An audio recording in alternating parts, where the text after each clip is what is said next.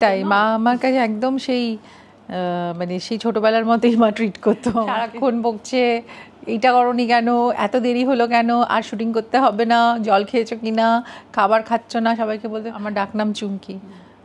চুমকি এটা করছে না, চুমকি এটা খায়নি, চুমকি একদম কথা শুনছে না, সারা রাত ধরে কাজ করছে, তারপর সকালবেলা উঠে আবার শুটিংয়ে যাচ্ছে। মানে মা খুব ইয়ে করতো যে এত কাজ তোমার করার দরকার নেই। এই বাড়িতে আমি জানতে চাই না তুমি কলকাতায় এই বাড়িতে কখন আসবে। Welcome to Sharmila show house. আর আজকে কিন্তু আমি এসে গেছি ঋতুদির বাড়ি। আমি ঋতুদির বাড়িতে বহু কাল ধরে আসছি, মানে পুরাতন কাল থেকে আসছি ঋতুদির বাড়িতে। কত বছর হলো আমি জানি না, কিন্তু আমার যতদূর মনে হয় 20 বছরেরও বেশি সময় ধরে বোধহয় বিভিন্ন সময় আমি ঋতুদির সঙ্গে দেখা করতে এসেছি। সেটা হয়তো তার বেশি হবে না। কেমন আছো দিদি? ঠিক আছে, ব্যস্ততা চলছে। তারপরে দেখেছো তো ইনি আমাকে ছেড়ে চলে গেলেন, আর তাই জন্য আরো মন খারাপ থাকে সব সময়। সত্যি তো আমি জানি না যে মা চলে যাওয়ার কষ্টটা ঠিক কেমন, কারণ মায়েরা আমাদের সবকিছু জুড়ে থাকে। মানে তুমি সকালবেলা উঠলে ভুলক্রমে হলেও একবার মনে হবে মা আছেন হয়তো কাছাকাছি। একদমই তাই। মানে ওই সকালবেলাটা আমার এত খারাপ লাগে না, মানে তারপরে তো হয়তো কাজের মধ্যে ঢুকি, তাও সারাদিন মার কথা মনে পড়ে। তো সকালবেলাটা হলেই খুবই খারাপ লাগে যে মা, আর মার ফোনটা আসছে না, মা আর বলছে না কিরে ফোন করবি তো, আচ্ছা তারপর আবার মা ফোন করে বলছে মা একটু পরে করছি, একটা ইম্পর্টেন্ট কলে আছি। তো সেইটা আর আর হবে না। সত্যি কথাই যে আসলে মায়েরা চলে গেলেও মায়েদের অনেক কিছু মেয়েদের মধ্যেই রেখে যান। প্রত্যেক মেয়ের মধ্যেই তার মা বেঁচে থাকে। আমাদের কথাবার্তার মধ্যে, আমাদের বডি ল্যাঙ্গুয়েজ, আমাদের প্রতিদিনের জীবনের মধ্যে মাকে আমরা বয়ে বেড়াই আসলে। এবং মাসিমাকে আমি নিজে দেখেছি, মাসিমা কিন্তু খুব স্ট্রিক্ট ছিলেন তোমার প্রতি, তাই না? মানে মাঝে মাঝেই খুব বকাবকি করতো। মানে মা মানে মার মতো একদম, মানে মার কখনো মানে আমাকে একদমই তাই, মা আমার কাছে একদম সেই মানে সেই ছোটবেলার মতোই মা ট্রিট করতো আমাকে, সারাক্ষণ বকছে এইটা করনি কেন, এত দেরি হলো কেন, আর শুটিং করতে হবে না, জল খেয়েছো কিনা, খাবার খাচ্ছ না, সবাইকে বলতে। আমার ডাকনাম চুমকি। চুমকি এটা করছে না, চুমকি এটা খায়নি, চুমকি একদম কথা শুনছে না, সারা রাত ধরে কাজ করছে, তারপর সকালবেলা উঠে আবার শুটিংয়ে যাচ্ছে। মানে মা খুব ইয়ে করতো যে এত কাজ তোমার করার দরকার নেই, মানে যা হয় আর কি। আর আমাকে দেখতে না পেলে ব্যাস, কবে আসবে, তুমি কখন আসবে বাড়িতে, এই বাড়িতে আমি জানতে চাই না তুমি কলকাতায় এই বাড়িতে কখন আসবে। তা আমার এখন মাঝে মধ্যেই মনে হয় যে মানে শুটিংয়ের মাঝে মধ্যেই আমি বলতাম যাই চল মার ওখান থেকে ঘুরে যাই। মানে ধরো আমাকে কেউ বললো যে আমার কল টাইম আর একটু 1 ঘন্টা পর, আমি সঙ্গে সঙ্গে ভাবলাম মার ওখানে চলে যাই, মার ওখানে একটু রেস্ট নিই, মার সাথে গল্প করে তারপর শুটিংয়ে যাব। তারপর শুটিংয়ের মাঝখানেও হয়তো ব্রেক হয়েছে, হয়তো আমাকে 2 ঘন্টা 3 ঘন্টা পরে লাগবে, মার কাছে একটু ঘুরে আসি। বেশিরভাগ দিন আমি শুটিং থেকে ফেরার সময় রাত্রির হলেও মার কাছে যেতাম, মানে মার কাছে একটু বসতাম, মার সাথে 2 মিনিট কথা বলতাম, তারপরে বেরোতাম। সেইগুলো আর সব স্মৃতি হয়ে গেল। সত্যি খুব ভারী একটা মন নিয়ে শুরু, কিন্তু কি বলবো, আমি দেখছিলাম এখানে একটা ব্ল্যাক এন্ড হোয়াইট ছবি, তোমার বাবা তোমার মার, এবং আমি তো বলি মা বাবা একদম হিরো হিরোইনের মতো ওখানে ছবিটাতে।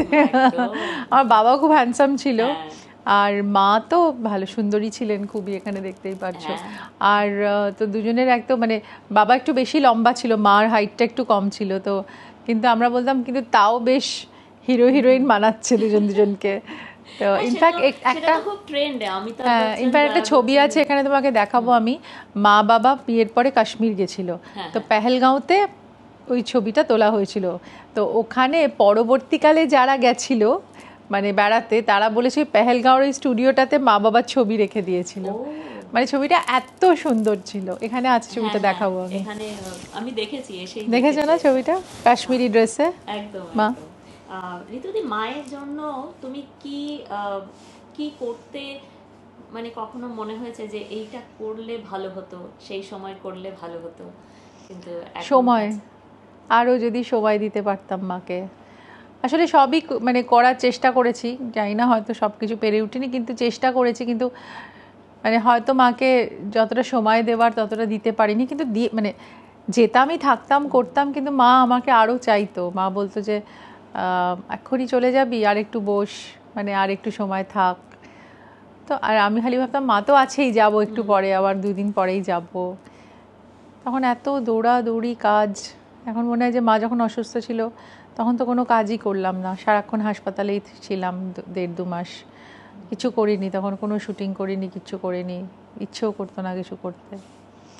তাই ভাবছিলাম যে তো ওই সময়টাই যদি এমনি দিয়ে দিতাম, মানে মাকে যে হসপিটালে যেতে হবে তার জন্য না, এমনি দিয়ে দিতাম। তাও আমাকে অনেকে বলে যে তুমি যেরকমভাবে মাকে ভালোবেসেছো, এত মানে সারাক্ষণ মায়ের জন্য চিন্তা করতাম আমি, কিন্তু তা হলেও আমার মনে হয় যে কোনোটাই বোধহয় এনাফ না আমার জন্য। মানে আমার কাছে মনে হয় যে মার কাছে যাওয়াটা, মার কাছে থাকাটা আরও ইম্পর্টেন্ট ছিল, যেটা মা চাইতো সবসময়। আসলে সবসময় এত কাজের চাপে থেকেছি, যা হয় আর কি। আমি তো তোমার জীবনধারাটা দেখেওছি যে দেখো তোমার মাও এটাই চাইতেন যে মেয়ে ব্যস্ত থাকুক। হ্যাঁ চাইতেন, কিন্তু মা অতটা ব্যস্ত থাকুক চাইতেন না। মা চাইতো যে মানে ব্যস্ত থাকো, কাজ করো, কিন্তু আমার সঙ্গে যথেষ্ট পারো বেশি সময় কাটাও। তো সেটাই। আজকেও যে কাহিনী নিয়ে তোমার এখানে শর্মিলা ঠাকুর আছেন, কিংবদন্তি অভিনেত্রী, এবং শর্মিলা ঠাকুরের অবদান এই বাংলা এবং হিন্দি সিনেমায় এটা তো মানে একটা কেউ মেজার করতে পারবে না, একটা সিরিজ হয়ে যাবে সেই মানে তার অবদানের কথা বলতে গেলে বা মানুষকে বোঝাতে গেলে। তুমি যে সান্নিধ্যে এলে, এইটা নিশ্চয়ই প্রথম সান্নিধ্য নয়, এর আগেও তুমি শর্মিলা ঠাকুরের সঙ্গে তোমার আলাপ আলোচনা হয়েছে?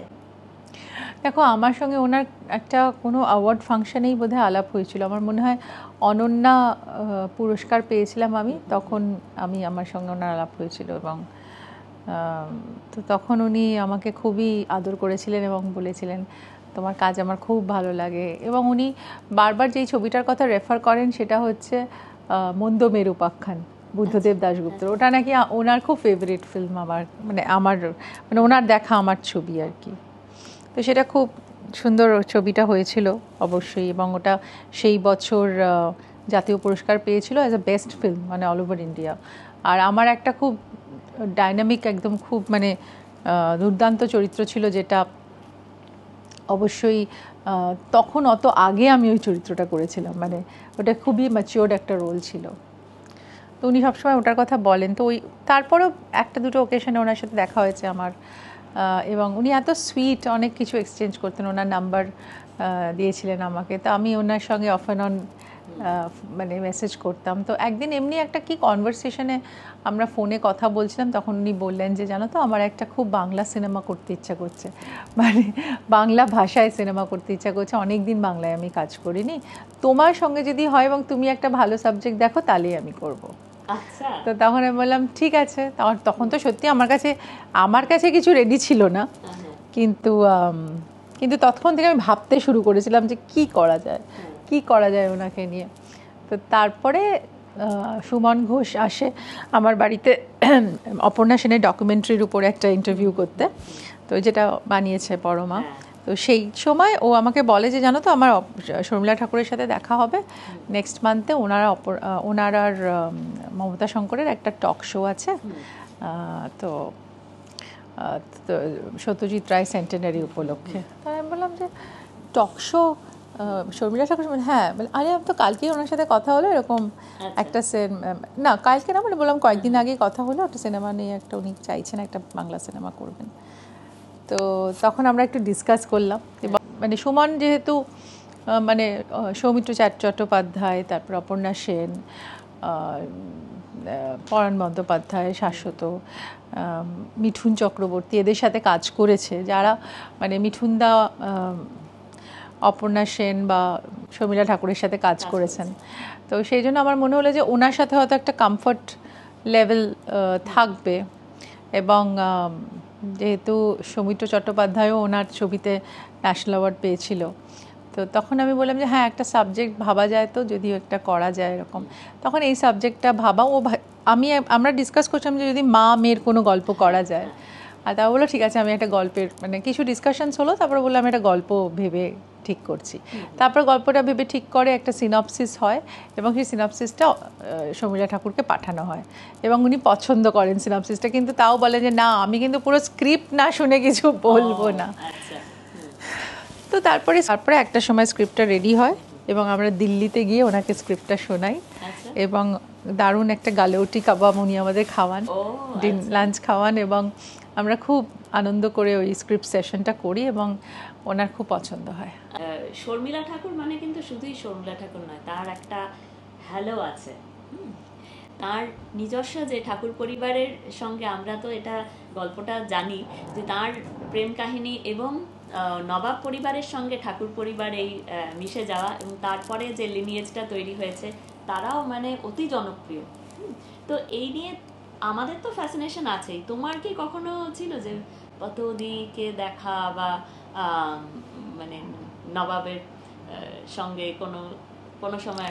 হ্যাঁ অবশ্যই, এটা তো একটা দারুণ মানে একটা দারুণ বন্ধন যে ঠাকুর বাড়ির মেয়ে থেকে নবাবের ওয়াইফ, এবং এই জার্নিটাই তো খুব ইন্টারেস্টিং, মানে সবারই মানে এই জার্নিটা খুব ইন্টারেস্টিং লাগবে। এবং সেই সময় আরও বেশি মানে অনেক কিছুর মানে অ্যাকসেপ্ট করার জায়গা থাকতো না, কিন্তু সেই সময় উনি সমস্ত কিছু ব্রেক করে সব কিছু করেছেন, এবং শুধুমাত্র তার পার্সোনাল লাইফেও না, আমি বলছি প্রফেশনাল লাইফেও যেভাবে উনি বলিউডে গিয়ে যেভাবে নিজেকে এস্টাবলিশ করেছেন, তারপরে তার সাথে সাথে সত্যজিৎ রায়, তার সাথে সাথে মানে আরও অনেক বড় বড় পরিচালকের সঙ্গে উনি এখানে কাজ করেছেন, ঋষিকেশ মুখার্জি, তারপর ঋষিকেশ মুখার্জি চুপকে চুপকে, এদিকে আবার সত্যজিৎ রায়ের অরণ্যের দিনরাত্রি, তারপর নায়ক, তারপর অপুর সংসার অনেক আগে, তারপর দেবী, তারপর মানে কি দারুণ দারুণ সব কাজ করেছেন। তারপর পরবর্তীকালে উনি বিক্টর ব্যানার্জির সাথে কাজ করেছেন, ইনফ্যাক্ট মিঠুনদার সাথে সেই কলঙ্কিনী কঙ্কাবতী, তারপরে আধো আলো ছায়াতে, হ্যাঁ কলঙ্কিনী কঙ্কাবতী, হ্যাঁ কলঙ্কিনী কঙ্কাবতী, ওটা তো দারুণ গানটা, আধো আলো ছায়াতে কিছু ভালোবাসাতে যদি কারো নয় শুধু যে আমার, কি দারুণ না গানটা, সুর কি দারুণ দারুণ সুর। আর সেই সময় উত্তম কুমার ওই ছবিতে, তারপরে সুপ্রিয়া দেবী ওই ছবিতে, শর্মিলা ঠাকুর ওই ছবিতে, মানে দারুণ সব মানে। আর তারপরে উত্তম কুমারের সাথে আবার উত্তম কুমারের সঙ্গে কাজ করেছেন উনি, ওই ছবিটাকে নায়ক করেছেন, শেষ অঙ্ক, হ্যাঁ দুর্দান্ত ছিল সেটা, দারুণ দারুণ ছিল এইসব মানে। আর উত্তম শর্মিলার একটা আলাদাই ইয়ে ছিল, উত্তম তারপরে আনন্দ আশ্রম, দারুণ দারুণ কাজ করে, মানে খুব হিংসা হয় যে এরকম ধরনের কাজ কত কিছু আগে হয়ে গেছে, মানে আমি যেন তোমার মনের কথাটা বলে দিই। একদমই তাই। আর তারপরে ওনার রেঞ্জটা আর কি, তারপরে মৌসম, তারপরে গৃহপ্রবেশ, আরাধনা, তো মানে পুরো রেঞ্জটা এত ওয়াইড ওনার, মানে ভাবা যায় না। ইভিনিং ইন প্যারিস, ওটা তো তখন তো সাংঘাতিক, সেই সময় উনি বিকিনি পরে সেই আর বিপ্লব হয়ে গেল, আর ওই পোজটা বসার, ওই পোজটা রয়্যাল রিগাল, দারুণ দারুণ দারুণ। মানে আমি যেটা বলছিলাম যে উনি অনেক স্টেরিওটাইপসটা ভেঙেছেন আর কি, মানে অনেক স্টেরিওটাইপস ভেঙেছেন, মানে হিরোইনদের যে কিছু একটা সেট আইডিয়াস থাকতো সেগুলোর থেকে অনেক ব্যাপারে উনি সেটাকে রেভলিউশনারি করেছেন। আর তার থেকেও বড় কথা, ওনার অনেকে হয়তো পোশাক নিয়ে এক্সপেরিমেন্ট আগেও করেছে, কিন্তু ওনার রেঞ্জ অফ মানে অ্যাক্টিংয়ের রেঞ্জটা কিন্তু অনেক বড়, মানে অনেক লম্বা, মানে একটা জায়গা থেকে পুরো একদম অন্য একটা জায়গায়। হ্যাঁ, ইনফ্যাক্ট পুরাতনও যদি আমরা দেখি, সেই মানে একটা অদ্ভুত সুন্দর একটা জায়গায় নিয়ে গেছেন উনি চরিত্রটাকে, মানে এত সিরিন একটা বিউটিতে উনি নিয়ে গেছেন, মানে ভাবা যায় না। এবং এখানে পোস্টারেও যেটা দেখতে পাচ্ছি, উনি উল বুনছেন। উনি কি উল বোনেন? মানে হ্যাঁ, তাহলে উনি উল বোনেন। আর উনার খুব খেয়াল, মানে নাতি নাতনির প্রতি, ছেলে মেয়ের প্রতি খুব খেয়াল থাকে, মানে সব দিকে খেয়াল আছে ওনার, মানে সেটা আমার খুব ভালো লাগে। মানে সেটা তো অবশ্যই তোমারও একটা বৈশিষ্ট্য, তোমারও তো সব দিকেই খেয়াল আছে। হ্যাঁ, তোমার সংসার এবং বাইরের এত কাজ, এত জায়গায় যাওয়া, কিছু মিলিয়ে একটা ঋতুপর্ণা সেনগুপ্ত একটা সুন্দর চেহারা নিয়েছে যে এতদিনে। চেষ্টা করি, জানি না কতটা পেরে উঠি, বাট ওই আর কি। তো পুরাতনের গল্প তো শুনতে চাইবো না, তবে পুরাতনের গল্পটা আসলে জেনে গেলে সিনেমাটা দেখার মজাটা চলে যাবে। কিন্তু আমি চাইবো যে কিছুটা জানো যে মা আর মেয়ের বন্ধনের গল্প, এবং মানে মা চলে যাওয়ার পরে যেন আরও মনে হয় গল্পটা আমার কাছে মানে মনের অনেক কাছে চলে এসেছে। আর সত্যি কথা বলতে আমার শাশুড়িকেও অনেক সময় আমি দেখি এরকম একটা ফেজের ভেতর দিয়ে যেতে, যেটা এই ছবিতে আমরা দেখাবো, এটা বলছি নাকি। কিন্তু মানে তারপরে বিভিন্ন সম্পর্কর গল্প, এটা হাজব্যান্ড অ্যান্ড ওয়াইফের গল্প, মা এবং তার জামাইয়ের সঙ্গে ইকুয়েশনের গল্প, তার হাউস হেল্পের সাথে, তারপর তার জীবনের কিছু সম্পর্কের কথা, বন্ধুত্বের গল্প, অনেক কিছু আছে এই সিনেমাটার মধ্যে, মানে যেটা মানে হয়তো মানে প্রত্যক্ষভাবেও কিছুটা আছে, পরোক্ষভাবেও কিছুটা আছে। সো মানে সেই জন্য আমার ধারণা যে এটা বেশ একটু ইন্টারেস্টিং হবে আর কি পুরোটা।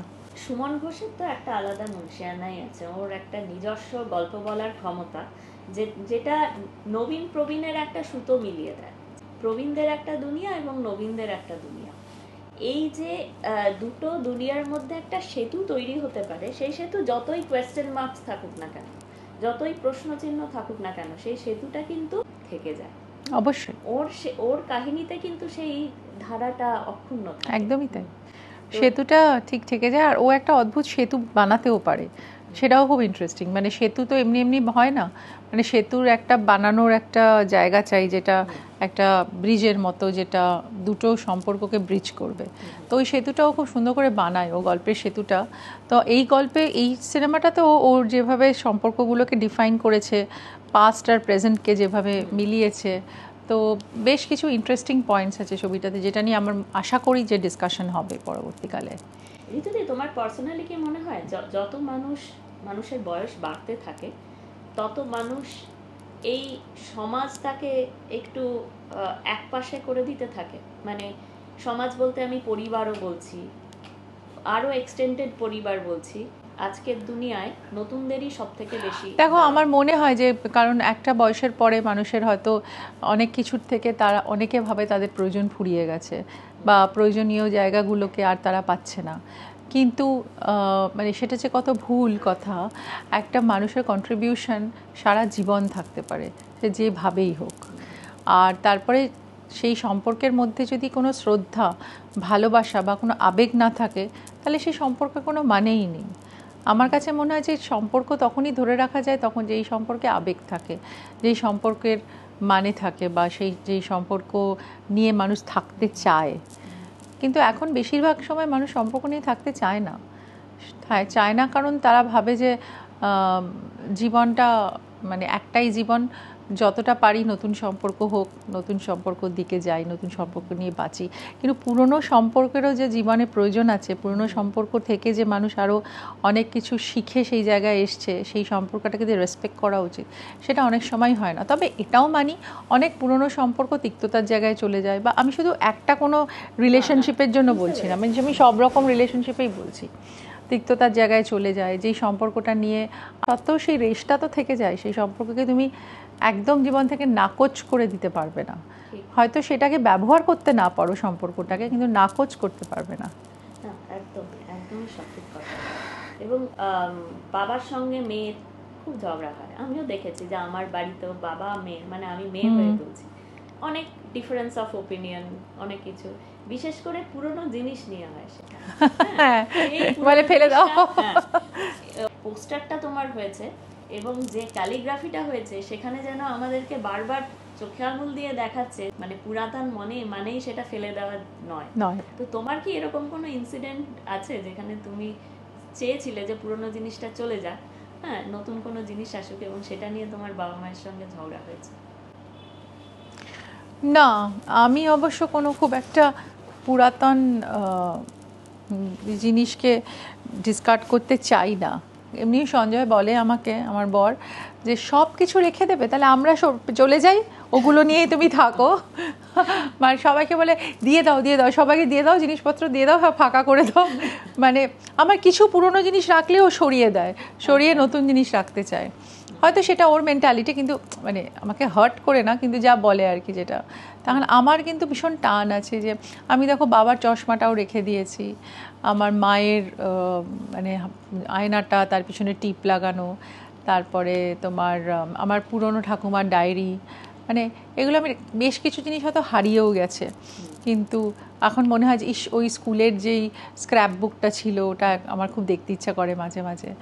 বা আমার স্কুলের আমাদের একটা প্রত্যেক দিনে আমাদের একটা রেগুলার একটা ডায়েরি থাকতো, যেটার মধ্যে আমাদের সবাই সব কিছু লেখা থাকতো আর কি, কবে কখন ক্লাস, কী ব্যাপার। ওই ডায়েরিটাতে না আমরা স্কুল লিভিংয়ের সময়, মানে স্কুল যখন আমরা মানে ক্লাস 10 হয়ে গেছিলো, তখন সেই ডায়েরিটাতে সব বন্ধুরা সবাই সবার স্ল্যাম বুক ওটা রেখে দিয়েছিলাম আমরা। কিন্তু ওটা আমারটা খুঁজে পাচ্ছিলাম না। একজন আমাদের সেদিনকে গ্রুপে পোস্ট করেছিল যে ওর ডায়েরিটা, ওটা দেখে আমার এত মন খারাপ হয়ে গেল, ইস আমারটা কোথায় চলে গেল, পাচ্ছি না খুঁজে। তো এরকম খুব অনেক কিছু আছে যেগুলো ফিরে পেতে ইচ্ছা করে আর রাখতে ইচ্ছা করে। তো বাবা মার সাথে আমার মানে বাবার সাথে অনেক সময় আমার ঝগড়া হতো যে বাবা যদি কিছু ফেলে দিতে চাইতো সেটা আমি রেখে দিতে চাইতাম আর কি। তো সেরকম তো আমার তো সঞ্জয়ের সাথে প্রত্যেক দিনই হয়। আর না, মা তো একবার আমার কী সব ফেলে দিল, তারপর আমি ভীষণ রেগে গেলাম যে তুমি কেন আমার এগুলোতে হাত দিয়েছো, কেন তুমি ফেলে দিয়েছো, কী সব জানি ফেলে দিয়েছিল একবার। তারপরে মানে ইনফ্যাক্ট সেদিনকেই একটা খুব ইন্টারেস্টিং গল্প বলি। আমাদের সিঙ্গাপুরের বাড়িতে না একটা ওই ইয়ে আছে, ওই মানে কি বলে ওটাকে, ওই মাসাজ চেয়ার মতো, যেটা মানে ইনক্লাইন্ড হয়ে যায়। আর তারপরে ওখানে মা বসেছে অনেক দিন, আমার শাশুড়ি, তারপরে আমরাও প্রচুর এনজয় করেছি ওইটা। যখন একটুখানি টায়ার্ড লাগতো আমরা বসে একটুখানি মাসাজ করে নিতাম। তো সেদিন আমি এবার গিয়ে দেখলাম এইবারে নতুন বাড়িতে, তো আমরা যতগুলো বাড়িতে গেছি ওইটাও গেছে আমাদের সাথে সাথে। তা এইবারে আমি দেখলাম, যখন গিয়ে তখন দেখলাম ওইটাকে একটু এরকম হয়ে গেছে, ফ্ল্যাট মতো, আর রাখা আছে একটা সাইডে। তো যেখানে ছিল ওখানেই আছে, ফ্ল্যাট হয়ে গেছে। তো আমি আমার মেয়েটকে জিজ্ঞেস করলাম কী হয়েছে এটা, বললো no ma'am, this is not working properly, ওটা আর হচ্ছে না। তো আমরা ও আচ্ছা। তো আমি ওটা ওর দিকে না খানিক্ষণ চেয়েছিলাম যে কত বছর ধরে এটা আমাদেরকে সার্ভ করেছে, এটা আমাকে দিয়েছে। তারপরে 2-3 দিন পরে আমাকে সঞ্জয় একটা ছবি পাঠিয়েছে, দেখলাম ওই পুরানো ওই আরাম কেদারাটার জায়গায় একটা অন্য আরাম কেদারা এসে গেছে, যেটা খুব সুন্দর আর কি, নতুন, একদম পশ, একদম খুব সুন্দর ল্যাভিশ। তখন আমি বললাম যে তো ওই চেয়ারটা কোথায় গেল?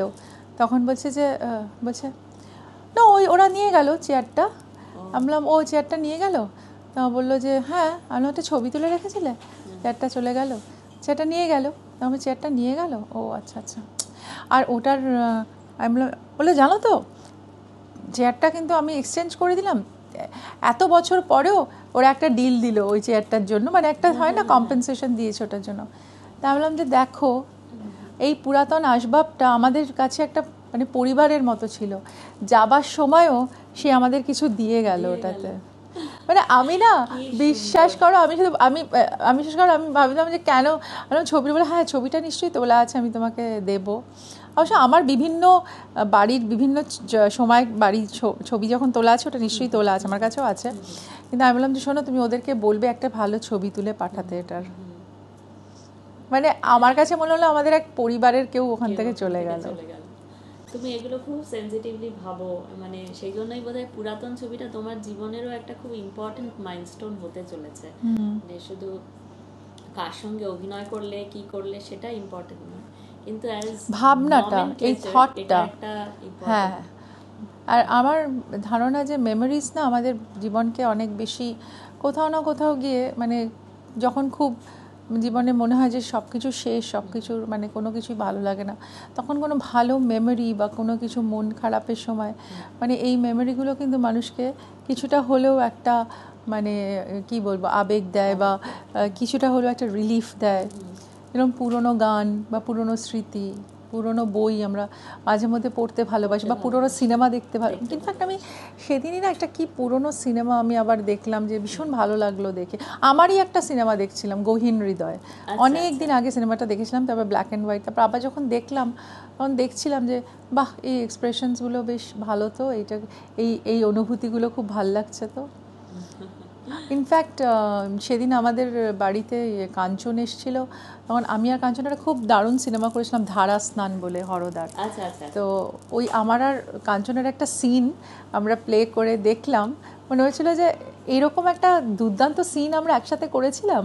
মানে এই যে পুরাতনকে ফিরে দেখা, ইনফ্যাক্ট আমার এই ফিরে দেখার ব্যাপারটা ভীষণ ভাল লাগে, মানে নস্টালজিয়া আর ফিরে দেখার মধ্যে না একটা অদ্ভুত আনন্দ পাওয়া যায়, যেটা হয়তো সেই সময় হয়তো অনুভব করতে পারিনি, হয়তো এই সময় অনুভব করছি ওই পুরনো দিনের ওই সময়টা।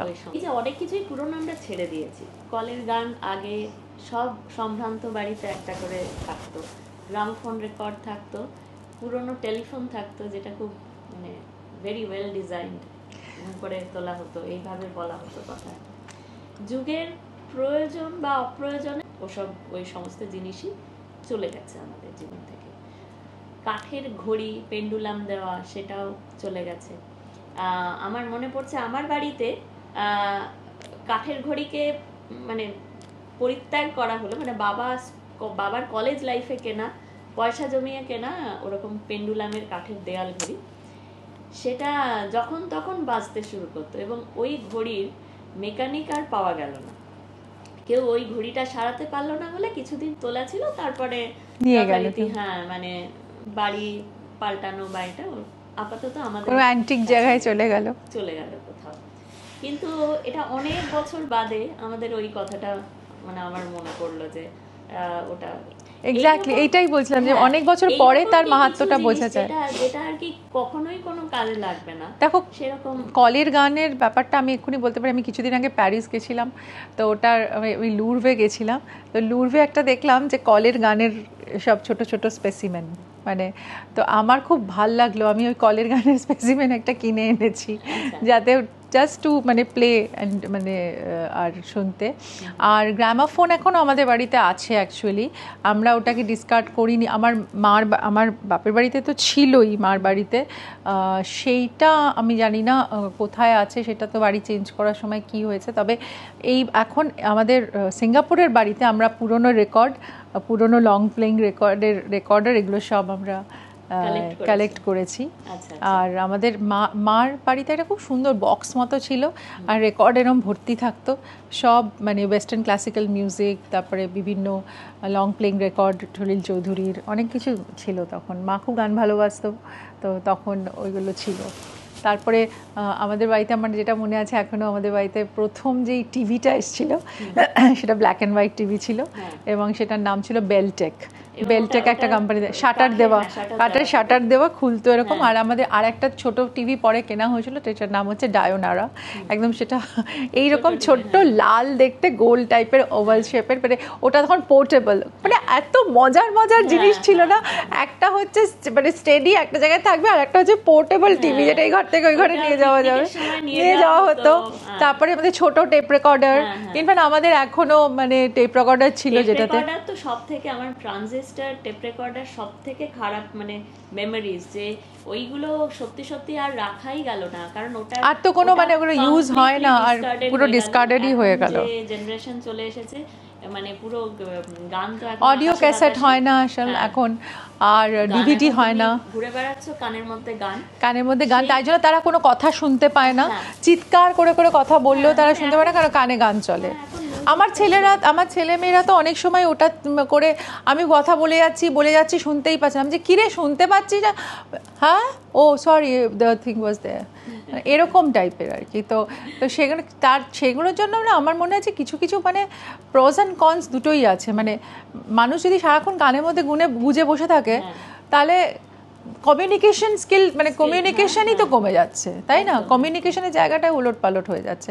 আর আমরা যদি কমিউনিকেশন না করতে পারি তাহলে কিছু মানে এই সিনেমাটাতে যেরকম না কমিউনিকেশনটা খুব সুন্দর দেখিয়েছে, মানুষের জীবনে যে পুরনো জিনিসগুলোর যে মানে ভ্যালিউ আর তার যে মর্যাদা সেটা কিন্তু দিতে হবে, কারণ পুরনো থেকেই নতুনের বীজ তৈরি হয়, পুরাতনটাকে আমরা কখনো ইগনোর করতে পারি না।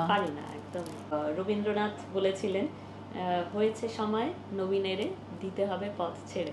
ততটা সহজ কিন্তু সমাজে করা যায় না, বা অনেক কিছুই থাকে যেগুলো হয়তো যারা প্রবীণ তারাও মেনে নিতে পারেন না, আবার নবীনরাও সেটার জন্য অ্যাকসেপ্ট করে নিতে, বা মানে প্রবীণরাও পথ ছেড়ে দিতে প্রস্তুত নয়, নবীনরাও পথ আগলে দাঁড়িয়ে আছে। এরকম ব্যাপার আমরা প্রায়ই দেখতে পাই, এবং বলবো যে সিনেমা ইন্ডাস্ট্রিতে অনেক দেখা যায় এটা। তো সেগুলো তুমি কিভাবে ভাবো? আমি সেভাবে ভাবি যে দেখো যুগের নিয়মে কালের নিয়মে সব কিছুই হবে।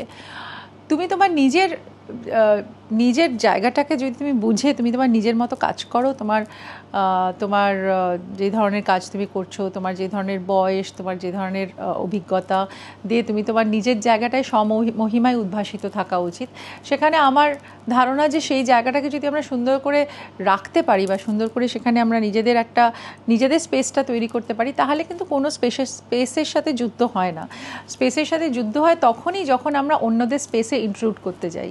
তাই নিজের স্পেসটাকে যদি সুন্দর করে তুমি ঘিরে রাখতে পারো, তুমি স্বমহিমায় উদ্ভাসিত হবে, তখন তোমার অন্য কোনো স্পেসে ঢুকতে হবে না। এটা আমার ধারণা। তাই জন্য আমি সবসময় আমার নিজের কাজে মন দিই এবং নিজের কাজটা ভালোভাবে করতে চাই।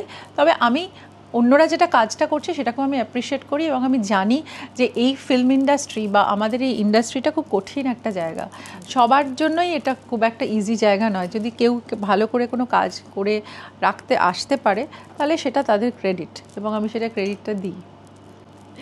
Thank you so much. আর অনেক কথা হবে, আবার হবে কথা হবে তোমার। শর্মিলা শো হাউসের দর্শকের জন্য একটা কথা বলবো যে শর্মিলা শো হাউস এইভাবেই চলতে থাকুক। দারুণ দারুণ কাজ করে শর্মিলা, আমরা সবাই খুব অ্যাপ্রিসিয়েট করি ওকে। আর আমার ছবি 11ই এপ্রিল রিলিজ হচ্ছে, পুরাতন।